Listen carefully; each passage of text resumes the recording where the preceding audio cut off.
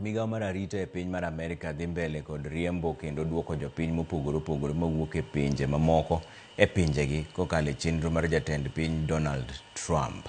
Kuom joma iduoko gin jo Kenya maromo 15 moyud kod ketho chike mopogore opogore mag piny Amerika. Elizabeth Ajode nigi ler mar wachni. Kuom thuolo malach nyaka ne jatend piny ma Amerika Donald Trump donje telo, kwan mar joma oriembo e pinyno osemedore e okenge manyien ma sirikande oketo, ahinya joma giwacho ni onge otese makare mar bedo e pinyno. Kokalo e ote ma gichapo e mbui margi, piny Amerika oriembo jopinje ma opogore opogore e pinyno, ka jo Kenya 12 moriembi ka itudo kod ketho ma opogore opogore ka 3 mamoko to oriembi nikech gionge kod otese ma opuodhi. Magi e jo Kenya ma itudo kod ketho e pinyno mar Amerika kaachiel kod ketho mane gitimo.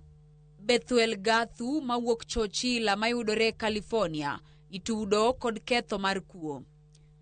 Daniel Kathi mawuok Conroe, Texas kitude kod ketho mar riembo e seche ma omer. Patrick Mwangi mawuok San Antonio mayudore Texas itudo gi ketho mar riembo ka omer.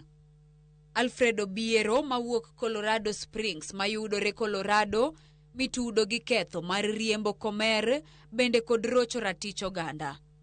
Joma moko ma oriembe piny Amerika gin Isaac Githinji mawuok Apache Junction mayudore Arizona mane omaki ka otemo ringo apisas mag arita. Moses Okoth ne en jadak ma Nashville, Tennessee, oyudi kod ketho mar tugo lweny ka bende noyude gi gir lweny.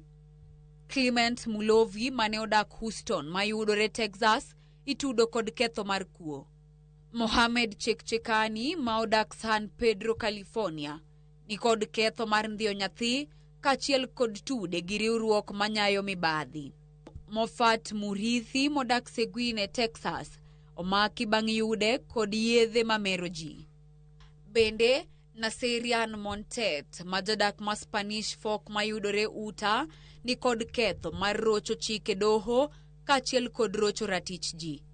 Anthony Karia jadak ma Seattle, Washington ni kod ketho mar chiwo weche ma miriambo kod tuomo jawuoth e apaya bang'e oringo.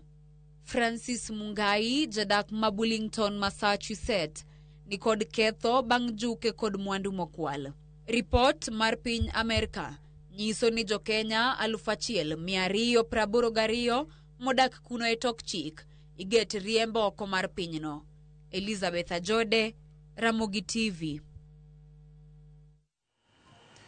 Wadhi yumoro machuok udogo bang' dakika matin to ang'iyane nuwacho nang'o.